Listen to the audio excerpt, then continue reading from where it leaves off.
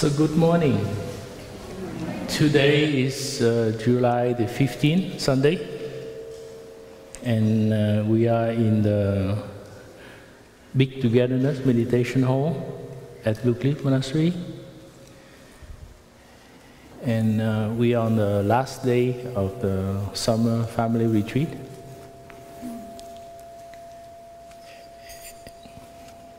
I usually try to use a lot of board and write on the board, so I usually prefer the clip-on microphone. And this morning we couldn't find it.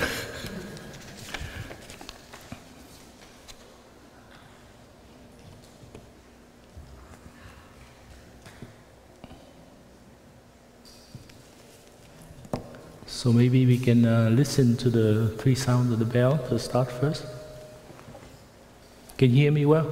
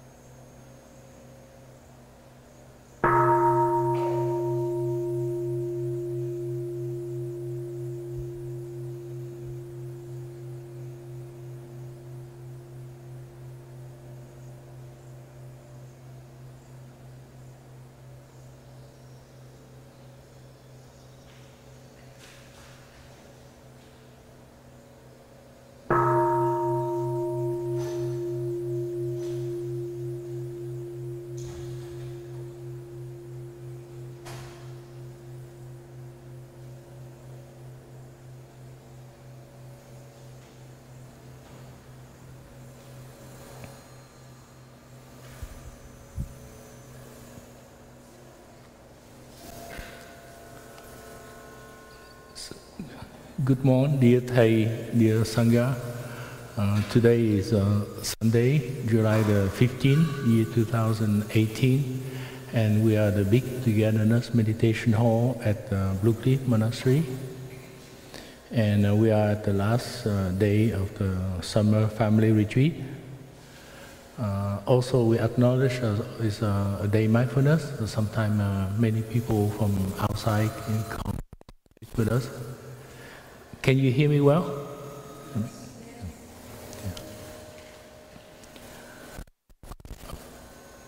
I think it's wonderful to have a family retreat. I think I'm very energized and touched by many families who brought their children and teenagers to come to retreat. Actually, I facilitate one of the group for beginning anew with 3 families, and I guide them to do being anew. The children to share, and then after that, the teenager will share. And finally, the parent will share.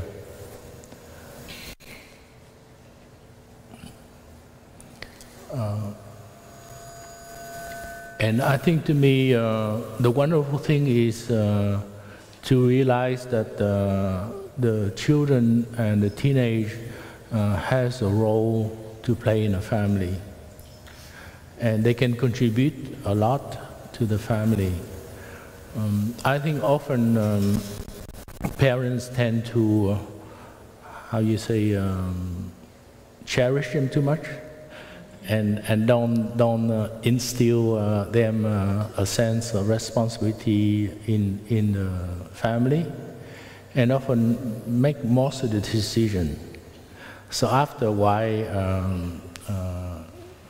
the children feel that they don't have a role to play. And they kind of relax and enjoy, forget things, I think in a sense, in our community too, I think sometimes when the elder brother sister took on the role and make a lot of decisions, for why the younger brother sister feel like they have a lot to contribute. So I think it's a part of training to help everybody to get involved in that. So this sharing is more geared toward the parents, even though acknowledge there might be some people with no family. In my Dharma sharing, when we share, there are a couple of people who did not have their children here, but actually they do have children and a partner because they couldn't come this time.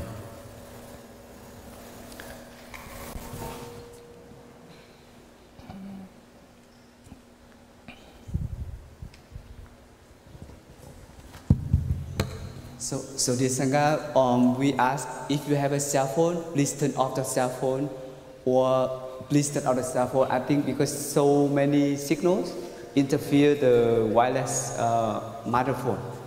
We see that very low signals for the microphone because the cell phone is so jet. If you have a cell phone, please turn off. Very appreciated. Thank you so much.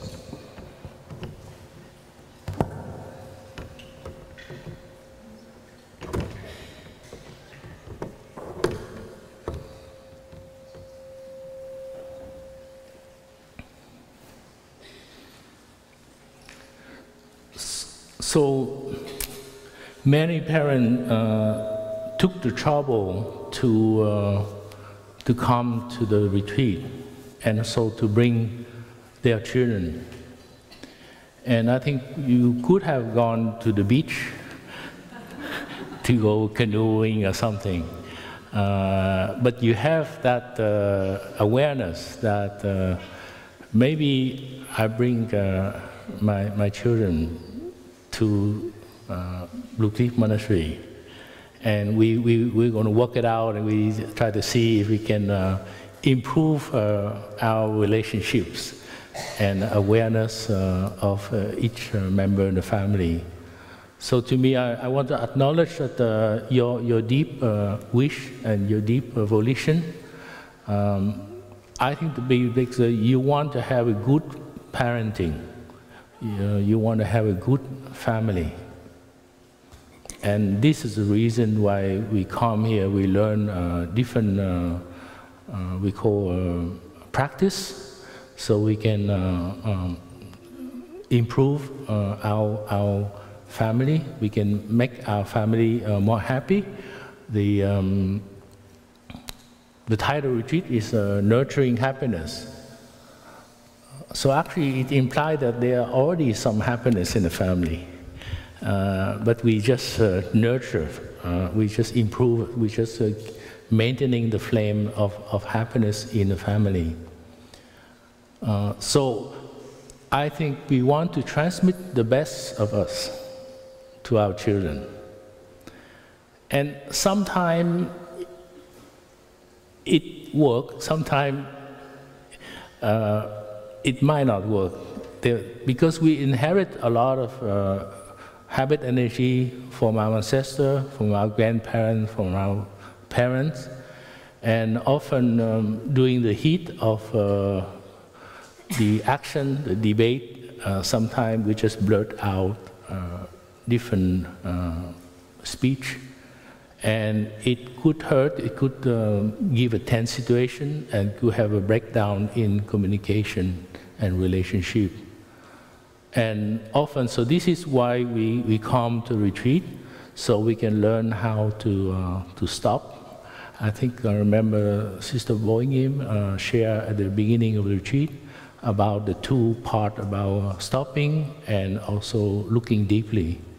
And a part of stopping means pausing and not to overreact, not to react right away, and think about, okay, what does that person mean?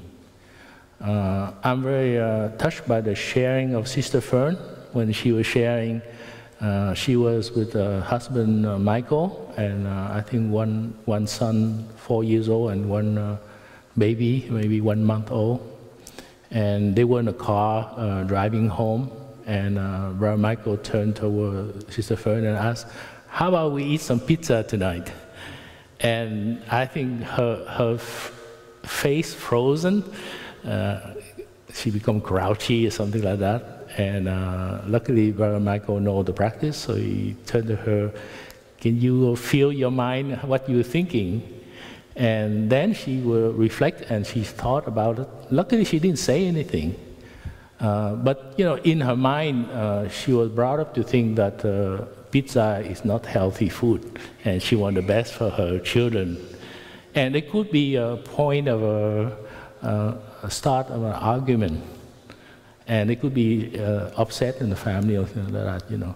And then she thought about it. I think the good intention of Brother Michael is, listen, you've been cooking and working so hard to take care of the children, so I want to give you a break by eating out. Instead of, you know, you have to cook at home all the time, you know. So I think she recognized that, and then she diffused the situation, kind of thing. So this is very important to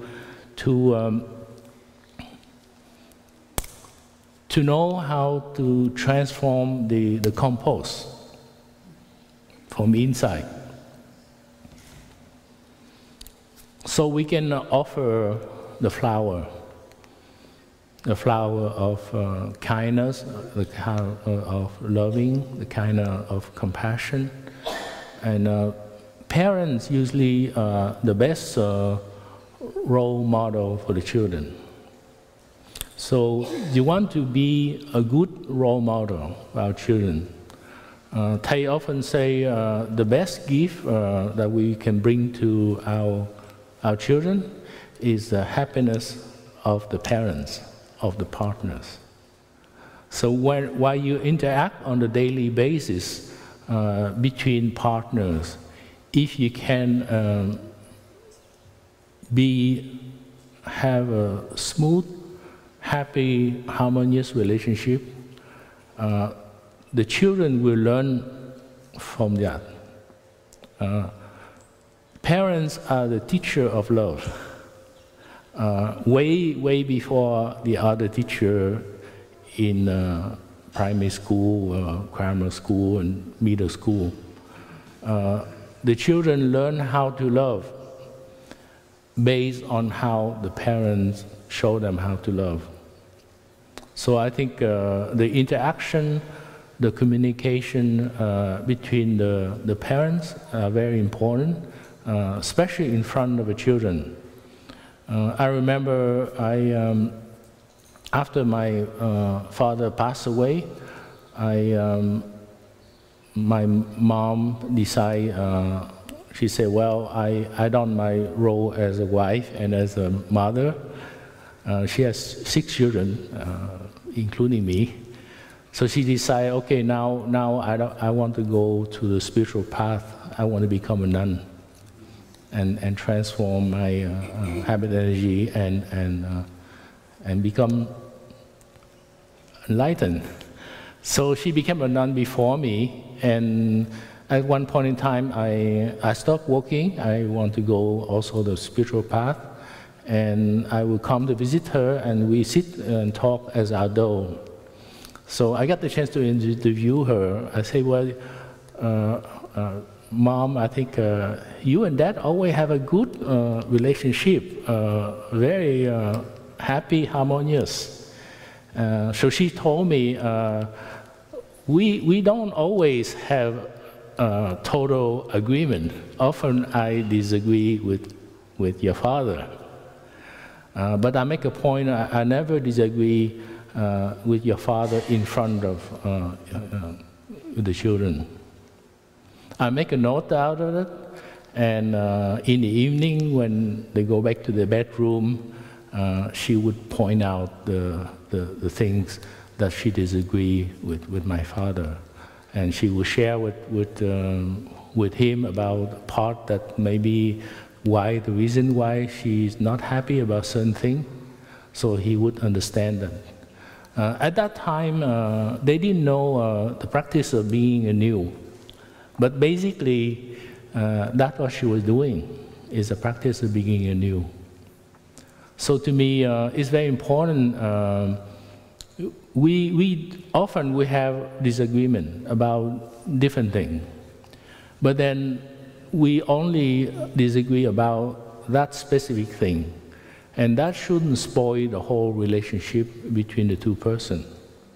You know what the other word say it, we agree to disagree on certain point, but then we can agree on most of the other things. So often in our community too, between monks and nuns and brother sister, sometimes we have some disagreement about certain way to do things. But that doesn't mean that we have to be angry and not see each other. We recognize that we sacrifice our life to become monks and nuns, to serve the community, to follow in the footsteps of our teacher. And that's the big impediment. So whether we disagree on how long the retreat should be, or whether we should walk or meditation in the morning or in the afternoon, I think that's a small disagreement. And that's what happened a lot in a couple, in a family. So we need to keep in perspective about that part of relationship. So you want to be a good role model for your children, to install them a sense of love. Here in Buddhism, we have 4 immeasurable love: loving kindness, compassion, joy or altruistic joy, and equanimity or embracing, non-discrimination. And that's the kind of joy that can grow every day. There's no limit to that. You can improve more about that. And if the parent display that kind of love in front of the family, the children will learn from that. And we also want to show a sense of generosity. The generosity is to have a gratitude for what we have. Often we tend to focus only on the negative part. And we get upset, we think that it ruined our day.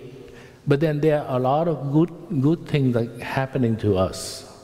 For example, last night it was raining. So, yeah, it's a bummer. You know, some people stay in the camp. Today they're supposed to pack their tent. It's wet, so they have to dry it, and then they may get wet. But then the whole thing is you have the whole retreat staying here, practicing together, family. So whether it's sunny or raining, it's just a small impediment that shouldn't really ruin your day type of thing. We'll take care of it as we go along. And also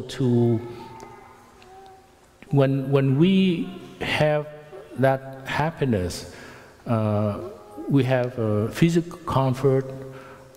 Obviously, many homeless people who has no car, then they cannot come to Blue Cliff Monastery. So by the fact that you are here, you already being the lucky family to have a car, to have at least a stable housing, stable position, so you can afford to come to retreat.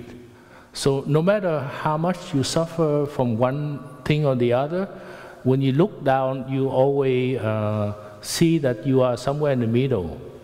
You're probably not the richest people on the planet, you're not the poorest people on the planet, but you're somewhere in the middle. And I think there are plenty of conditions to be happy if you look into that. And also, to me, I want to add something to instill in the children a sense of decency. I've been around the U.S. for a little while, and I remember if you look into the clip in 1950 or something, they used to base on a lot of common decency in the people. The kind of gentleman protocol type of thing, you know. We might disagree on different political things, but at least we learn how to work together. And I think to me, I think through the media or something, somehow we shift the role model. I remember I love to see some movie like with Jimmy Stewart, and he kind of he played the role something like It's a Wonderful Life or something. I'm not sure, Christmas something, and it always have upbeat tempo, a very optimistic way of looking thing, and to see that we are lucky. To have family and things like that, and not to focus only on the negative. I think another hero of mine is Mr. Rogers. When I come to this country, I need to learn English a lot, so I watch TV to learn it, and one of my favorite programs is Mr. Rogers. And I think to me, I didn't know, but actually he was a very strong figure. But he projected in a soft way. I remember he wore a pullover cardigan, a sweater kind of thing. And he always soft and calm and talk. Even though people attack him, do all kind of things, he always maintained a calm demeanor. And he get to the point when he need to say something. So I heard that there's some kind of a documentary that come out. If I get a chance, I will see, and I encourage to see that too.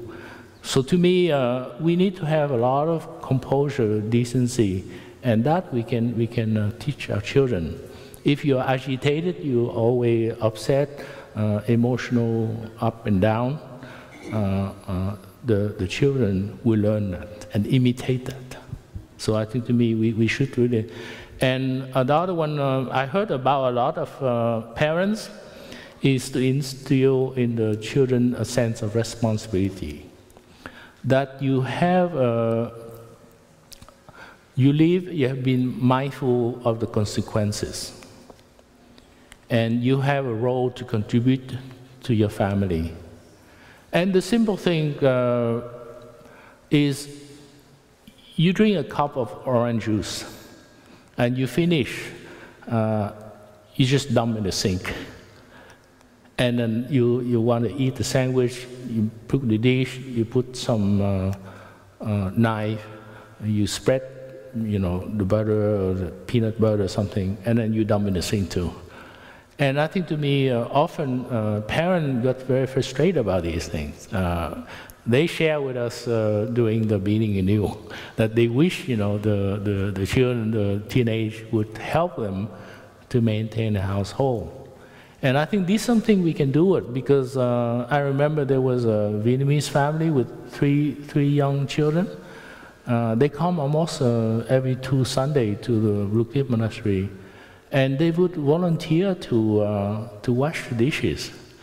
They stay in a line and they volunteer, and then I think they play with the monks and nuns, who encourage them that this is not like a hard chore, that something can be very joyful to do it, and you have a sense of responsibility to help the community. So sometimes you have to show how to do. I think I remember I was visiting my sister, my brother-in-law, and at that time my nephew, he's about 8, 9 years old, and he loved to learn how to ski. So we went into the Alps, in French Alps, and but his father didn't like to ski. He liked to drink beer. So he took them, his child, and to the ski, and he ran the ski. He said, okay, now you go on the slope, you go skiing, and I sit here. I just enjoy the beer, and the child was not very motivated because he wanted to be with his parents. So luckily, I was not a good skier, but I volunteer. I say I go ski with my nephew. So I go and I can do okay, but I, play clumsy a little bit so he can win, kind of thing. So to me, I think it's very good to be with the children and to play with them. So if you want to show them how to swim, you have to swim. As a matter of fact, I was inspired because my father went to swimming and took with him, me, to go swimming when I was 4 years old. So even though I didn't know how to swim, at least I see that he was doing swimming regularly. So eventually I learned how to swim, and then I am not afraid of water. So I think the children love to be with their parents and do the activity with them. So I think to me that's very important to install that. And the other one is to have a sense of community, that you're not limited to your nuclear family, but they are friends, they are neighbors, they are people in our town, in our village, in our city that we can be friends with and we can share. And the other one have to do consideration for others. I was very inspired by the Japanese model. Recently, I think there was some part of the World Cup, and I think the Japanese soccer team lose to some other team. I'm not sure. I don't remember the details.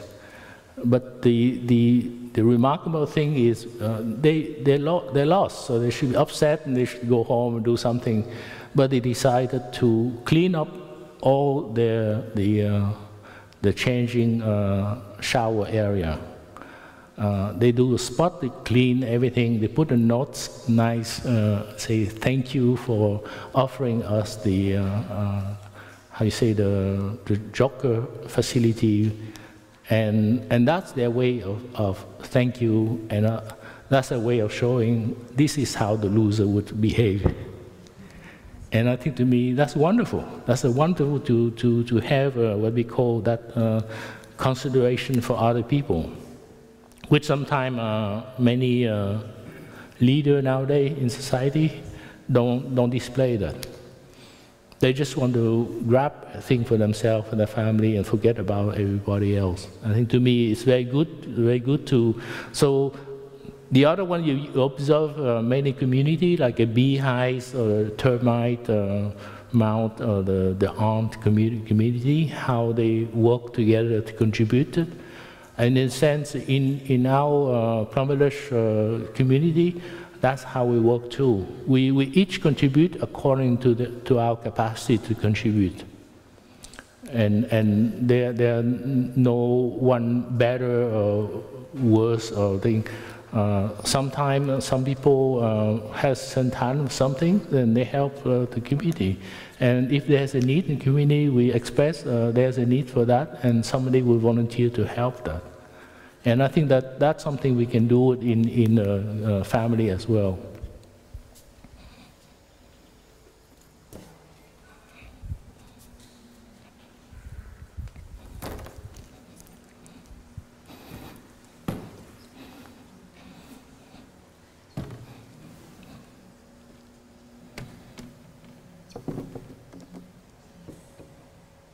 I hope the board will stay.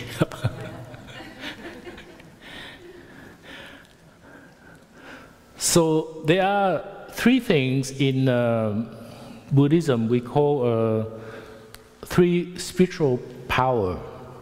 How we can generate energy so we can keep going on. Otherwise, you might get burned out.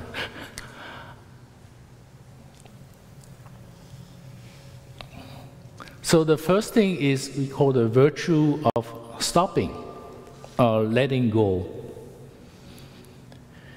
And if you keep yourself busy all the time, there always some crisis, something happening.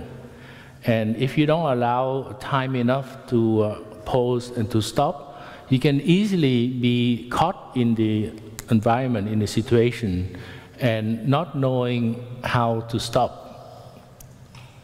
I think somebody asking the question is, why do we invite the bell so often? Actually, one of the reasons we do is we have an understanding each time the bell ring, we will stop thinking.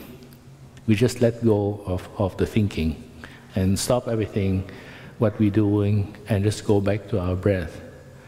And you know, it's very similar to sometimes you drive through the school area and they have many bumps. And if you drive very fast, you will hurt your shocker and the car, so you have to slow down.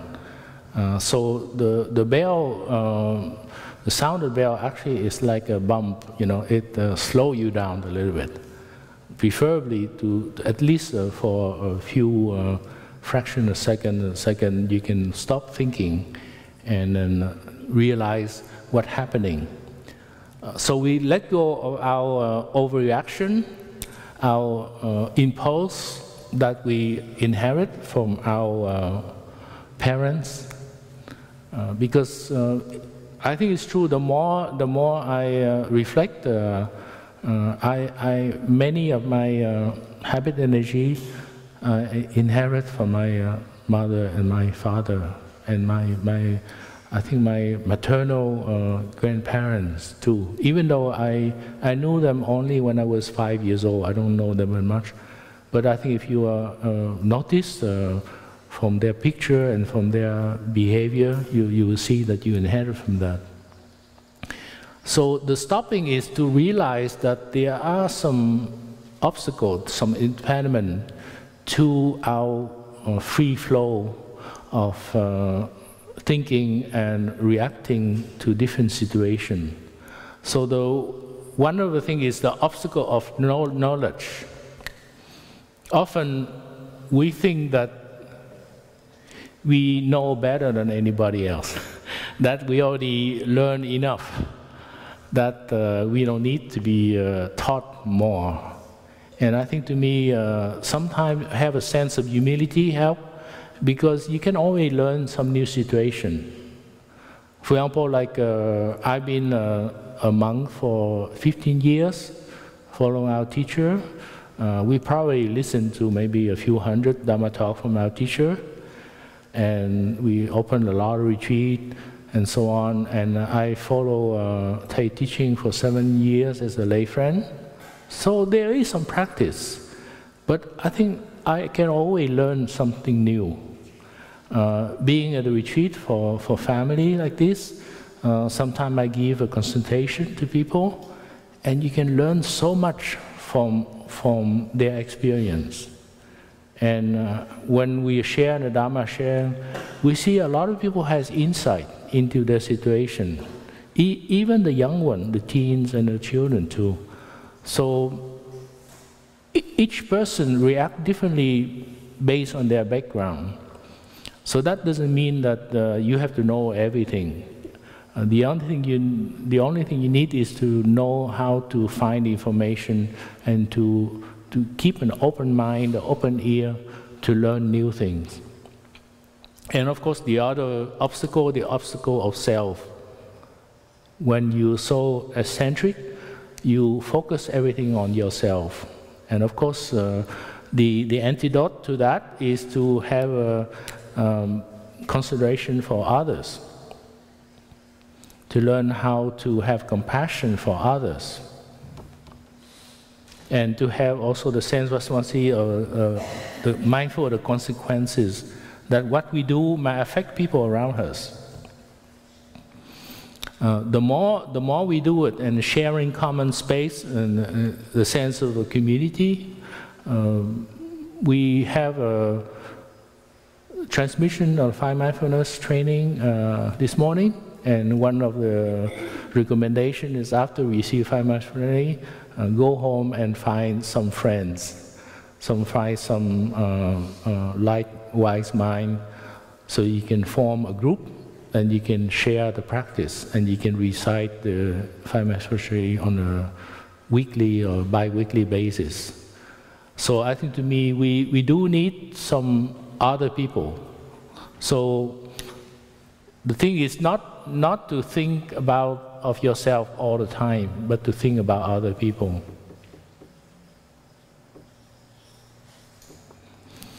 And some people say that I have capacity to love other people, but I have difficulty loving myself. And for me, one of the easier answers is yourself is made of a non-self element. So yourself is made from others. So it's okay to love other and then love the other inside yourself. So when we do that, we kind of abandon that kind of greed or fear, and we have less need to have possession. Because often we have fear, we anxiety, so we say, well, let have more. Maybe our daughter has a need for something, and I have a need for something. Let buy 2 cars, let buy 3 cars, and you have a hassle of trying to pay to have 3 cars and to maintain the 3 cars and things like that. So it's very easy to get caught in that line of thought if you're not careful about it. And the second spiritual power is the virtue of insight. This is where it comes about part of looking deeply. So you know what is going on inside and outside in any situation. And to do that, you need to have a stable mind, to have a clear mind. If we become agitated and things happen one after the other, I remember there was one single mom. She said to support her family, she has to work 3 jobs, and that's a lot of stress to work to do that.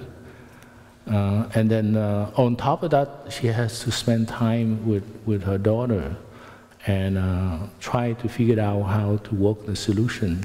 And she shared, luckily, recently she got a promotion, she got a little bit of raise, so she can cut down to work only 2 jobs. So that helped the situation a little bit. So I think to me, we have to learn how to create some time, some pause in our daily practice, so we can practice a little bit here and there.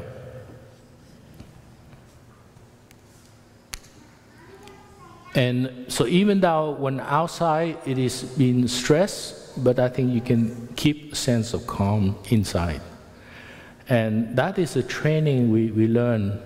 Hopefully, when you are at a retreat like this for 4 or 5 days, we learn how to calm ourselves and to have a sense of perspective. So even though all things seem to be going wrong, I think you can maintain the sense of calmness. And another one is to have appropriate attention to find out what is important in our life.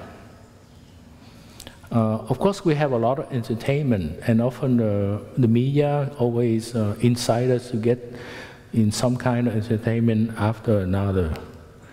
And for us, we have to struggle. We say, oh, maybe I have enough of that. Maybe I'll need a lot of challenge, a lot of things. One of the major things we do on the right diligence, I think Sister Spirit has talked about it. Sometimes we call the 4 right effort. And basically, it's very similar to do gardening. If anybody do gardening of the earth, we know. Except we are gardening of the mind. So when we have a good seeds of joy, of mindfulness, of happiness that go up in our mental consciousness, which is upper level consciousness. Like a good guest, we try to maintain as long as possible. So we like wonderful guests. We like to keep them in our living room. So we talk them, we offer them food, drink, things like that. So the same thing when we have joy and happiness, like in this retreat, we like to maintain them as much as possible. And when we go home, tomorrow, and then we have to think, wait a minute, I have been have a lot of joy and happiness, and I'm go home now, and so I have to water the seeds of joy and happiness at home. So at least I can invite the joy and happiness and calmness to go up in my mental consciousness as often as possible. And of course, when you are at home, you get into a stress, you realize you didn't get your work done or something for the whole week. So you have anxiety. So you have what we call negative mental formation that go up on your mental consciousness. So you try to say, okay, let's make a plan, I will take care of it later, or something like that. And not to dwell on anger, on anxiety, on fear for too long in the mental consciousness, in the mind. Because the longer you get like anger, for example, it can really destroy a lot of your psyche, and your even affect your health, your body as well. And the same thing is, you already have a seed of anger, jealousy in the subconsciousness. You ask the member of the family not to water them. So, and I think this you can work together, not just one person. Of course, you take care of your negative seeds, and also the other person take care of negative seed, and know the person's weakness for something, and not to water, not to push the button of the other person, the family, so they become unhappy. And when the person become unhappy, anger in the family, it can project to the rest, and the rest of the member family suffer as well. And with the sense of calmness and looking deeply, you can change your lens of perception. Often we have a lot of wrong perception. We think about it, and our sense of awareness is very limited, because based on our internal knots. And I think, to me, when I was young, I think I don't know a lot about the word. So I think when you graduate, you learn more about science, you learn more sociology, you learn about psychology, and you have a sense of more awareness and more understanding of things. Especially if you can develop that insight, that would help a lot. And then you can correct your wrong perceptions. And then, as a part of the Four Right effort, is you generate joy and happiness as often as possible. So it's possible in the sense of we are busy about those things, but at least say during lunchtime, you can say, okay, I'm going on lunch. And I remember I used to try to get the work done, so I grab a sandwich and I eat in my desk, and that's a very bad thing. I think I'd rather go out and sit in the park or somewhere where nobody recognizes me, and take a full hour lunch, just to get out from the stress before you get back to work, you know. Because I remember I went to the cafeteria of the bank I was working. I worked in banking, and I was eating nicely my lunch, and there was a co-worker who saw me, because we in the cafeteria of the same company. And we say, hey, did you get a call from GE? There was a vice president who asked where his $20 million are. It cut my appetite. I don't think I can't eat anymore. I feel like I have to resolve the issue because the VP Finance, going to be on my back to do that. So after that, I learned it. I go to the cafeteria of another bank where nobody recognized me. So when I need to disappear, I totally disappear. And the last virtue is a virtue of forgiveness, of having gratitude. Often, like I mentioned, Thai say, as long as you have gratitude, you can be joyful and happy. No matter how much situation happen to you, there are always some people in the worst case. I'm not sure you see I saw some clip. There was a man, he was born without feet and without arm. He has without legs. He has feet, but the feet is very close to the hips like that. And he has no arm, but he has two hands, and they're very close to the shoulder like that.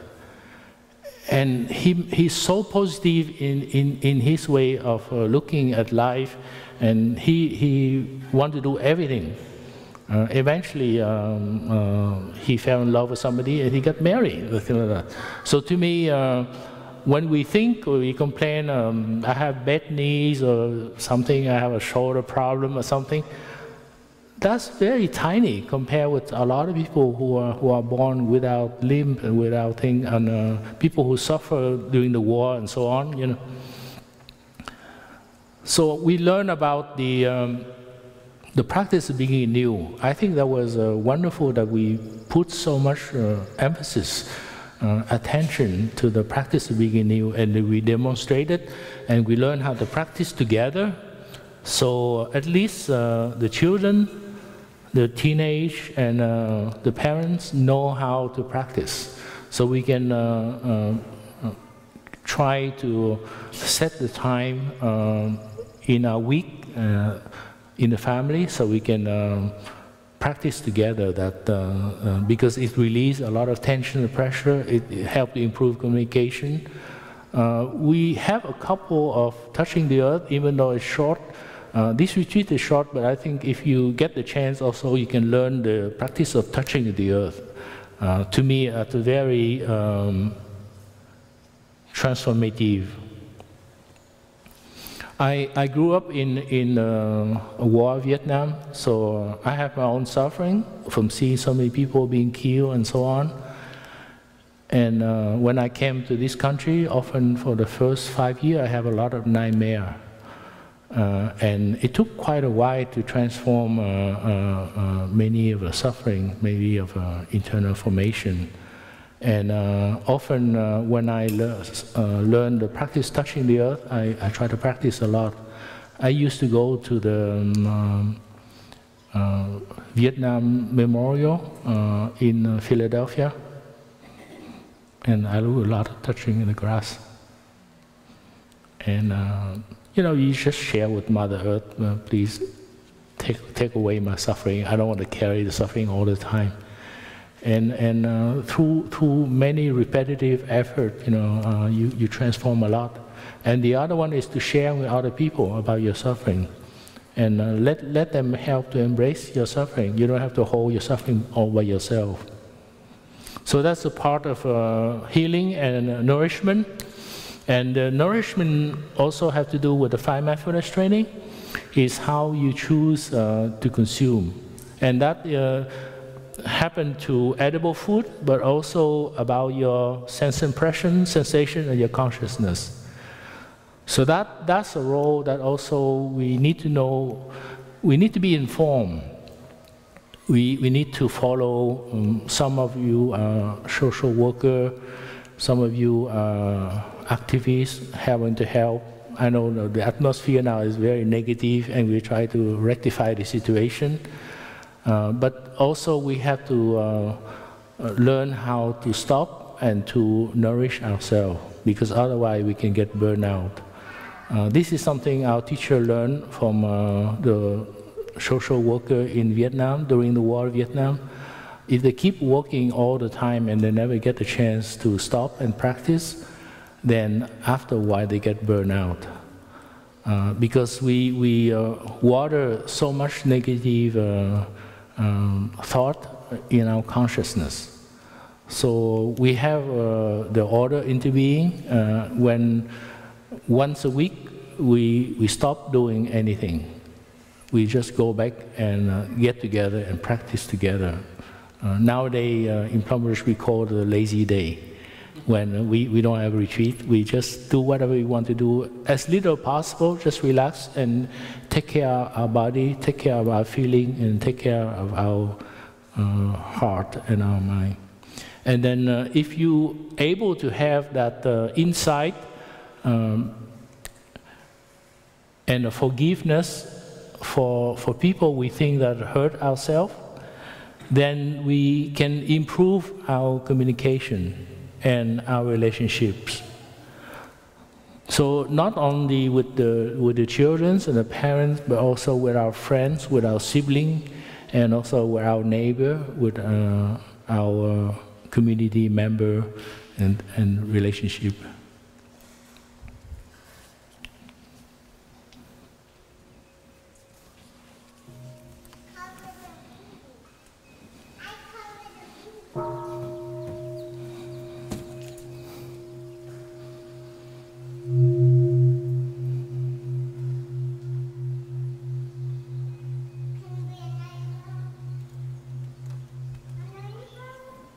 Come to my last word, hopefully. I do it just to save time again, and it's very clear and complete, so at least you can see very well. So the idea is now we are about to end the retreat, and you kind of wonder, okay, I have so much good time, there's so much transformation, but now soon I have to go home to my family. And what should I do? What practice can I bring home? I want to have that good feeling, the good sense of joy and happiness, continue in my hometown, in my family, in my home. So I think many of us has already received a 5 mindfulness training. So the thing is to observe it and to try to practice as much element of the 5 mindfulness training in our daily life. So when we do that, we generate what we call mindfulness, concentration, and insight.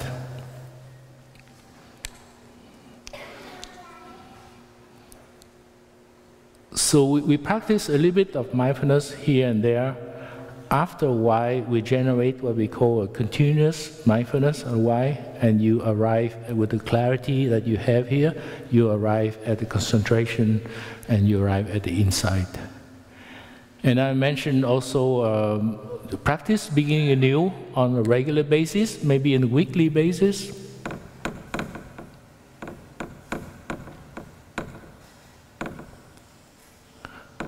I think Sister Fern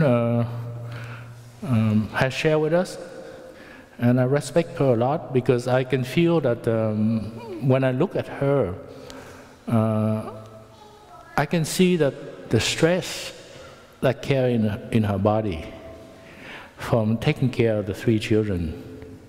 But then she has still a certain joyful composure from the inside because she knows the practice. She was a nun for 10 years before she decided to go back to lay life.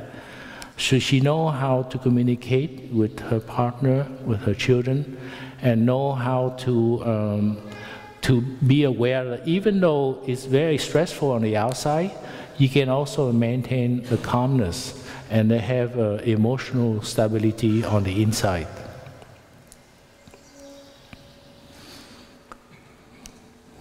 So she shared that probably one of the good things is to find the most pleasant environment and thing that you do together as a family, and to tag along with that the way of being anew with that. It could be eating ice cream, could be going to the park or something, and then we can add along. Also, being a new, once you practice for a while, you can modify some of the, how you see the outer appearance.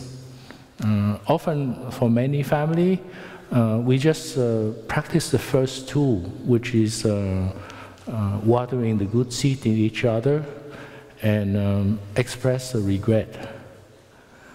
And if we do regularly, it's very rare to come up to the part of express suffering and also offering a solution how to avoid conflict and so on, you know. And so I think to me, that's something to practice on a regular basis, it becomes easier to practice. And you can do a little bit more informal too. You don't have to be very formal all the time.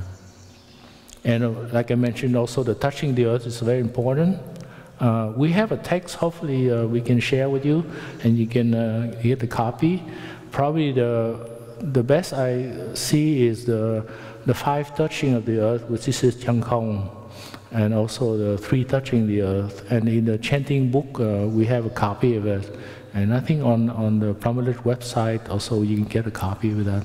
And then you can, after practice a while, you can improve by making your own version of the 5 touching the earth.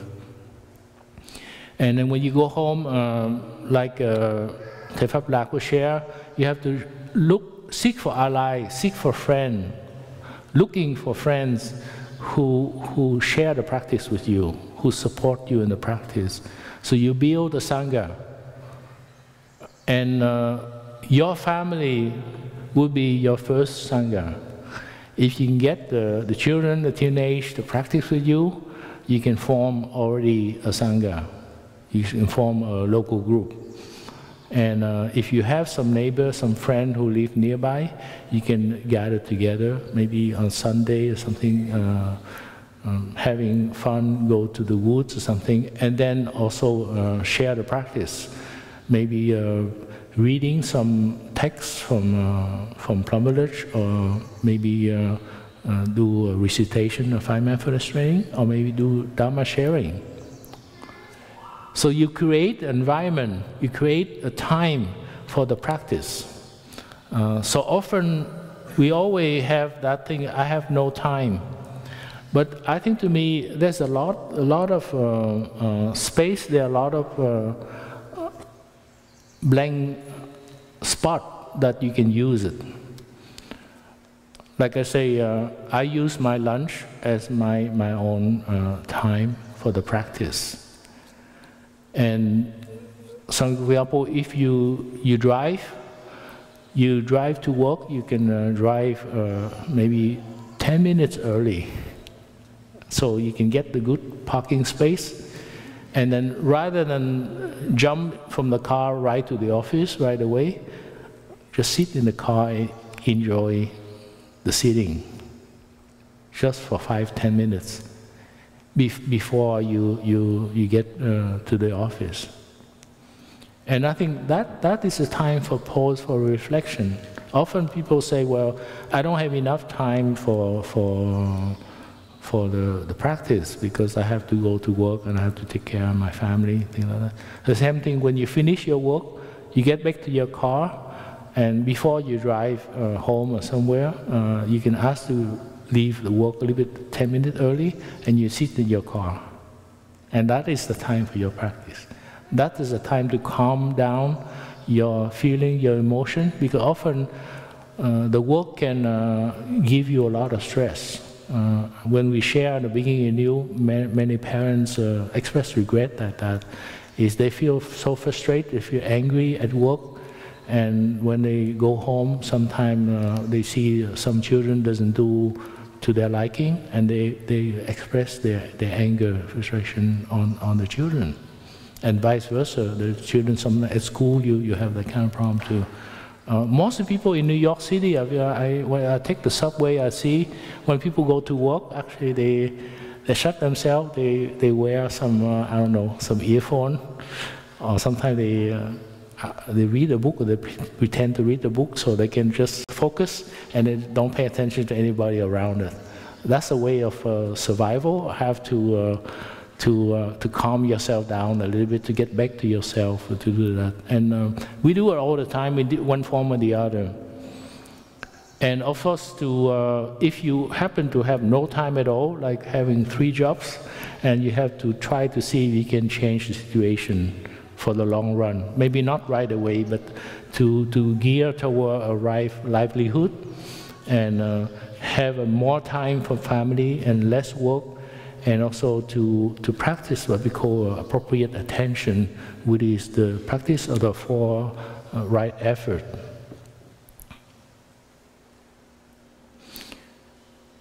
And among the members of the family is to remember to water the good seed of each other as often as possible. Because often we don't have that motivation to do that. I think in an Asian country, it's like that. I remember my father, I think, mentioned maybe 2 or 3 times, I remember, that I think the cooking was very good. And I don't think he even expressed that, you know, thank you, mother, for doing a good cooking or something. Often in the Asian society, we think that they already know it. We don't need to say it. But actually, people need to hear that once in a while. When you work so hard, you do something, you need to pay a compliment. The food is wonderful. Thank you for cooking the potato. Thank you for cooking the tofu. And I think to me, thank you for being a wonderful mother to our children. Thank you for cleaning the house. Thank you for doing the laundry. If you really listen, there are so many things that you can water good seed. If you can listen, you might have to have 3, 4 pages, not just 1 page. And express your love in the family. Not just on the Mother Day, not just on Father Day, but every day, or maybe a few days a week you can. So that way you can maintain the good communication and the good relationships. So you diffuse the situation. When something big happening, you say, "Oh, okay, yes, he's clumsy, he make mistake, but I forgive him." Because he has been a good husband, a good father, and things like that. So I think to me, that virtue of forgiveness is very important. In Vietnamese, we have a different expression of, we call love is, I forgot the exact expression, but there was like a primitive love at the beginning when it's full of passion. And we call considerate love. The love that we have worked together for so many years, living, taking care of each other. We have a gratitude for each other. Like say when the husband was sick for real bad for the whole 2 weeks, and the wife would take care of him, kind of thing. Or when the wife is pregnant and she has to carry the children, and then after 9 months you deliver, so the husband feels gratitude for the wife in carrying the children. So I think to me, those kind of sustained communication and love would help to develop good relationship in the family. And I think to be through the insight, we can also practice the deep listening and loving speech, and we have learned to communicate with the intergeneration. Often many parents, especially in the Vietnamese parents, I think we have a sense that we know everything. And children, you just listen to me, that's it. I make a decision for you, you don't know anything. And I think that creates a lot of frustration for the children and the teenage. Ask them to get involved with decision making. I remember my mom when I was very young, and she would say that we have a doctor in the family, but we don't have any dentist, so I like you to become a dentist. So often people project that, you know, when they want to do something they couldn't do, they ask their son or their daughter to do that. So I tell my mom, I say, look, in the morning I'm very sensitive to bad odor. I vomit all the time. So if I have to smell the bad breath of people, I don't think I can be a dentist. So she kind of repeated several times, and after a while she gave up the idea, so luckily. But I think often we have a tendency to project that thing, you know, not wanting your children to be on their own. I remember among my classmates in Vietnam and so on, the tendency to be, your children has to be a top scholar. So the first thing they want is to be a doctor of medicine. If you cannot be a doctor, then be a dentist. If you cannot be a dentist, be a lawyer, be an economist, do something, be an engineer or something like that. And I don't think any parent would say, I love my children to be a musician. In the Vietnam society, we have a very low value for the poet and the musician. And when we are out of Vietnam for 30 years, 40 years, I think we learn to appreciate the value of the musician, of the poet, because they keep culture, our culture. We've been all spread all around the world. And so having that culture help us to maintain our civilization, our tradition.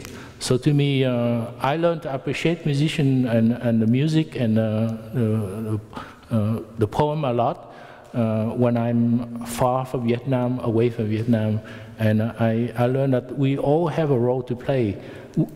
People are born a certain way, and they have a liking to certain things. Some people are good in math, they become engineers. Some people have a tendency to like to be a doctor, for example. But some people might like to be a musician, or maybe an artist or something like that. So to me, it's just to break our rigidity in our thought about assign a value to different professions. And also the main thing is you want is to have a successful parenting, to inspire your children to be a good contributing member of the society. By displaying this sense of love, generosity, decency, responsibility, and consideration for others, being a respectable member of the society. And of course, having good relations with your children when they grow old. I remember there was one man, he said that he feels lonely because he didn't have good communication with his children or his grandchildren. So I thank you very much for your attention, your patience. So I like to wish everybody a good practice. We have several websites that we have information, so you can keep in touch with each other. If you need information about touching the earth or something, we can provide to you. And if you live nearby, when you get the chance, come and practice with us, even for a weekend, for a day mindfulness. And we have, maybe each month we have some retreat. And it could be some creative art retreats, another thing. You don't have to be on a family retreat. During the family retreat, we dedicate some monks and nuns to play and interact with, teach the children and the teenage. But outside of the family retreat, we also have a regular practice that you all share during this retreat, except that we might not have people dedicate to the children and teenage program. But if you come with 2 or 3 families, you can share the babysitting part, you know. And I think some monks and nuns love to play soccer with the children, I think. So thank you very much. So we can listen to the free sound of the bell.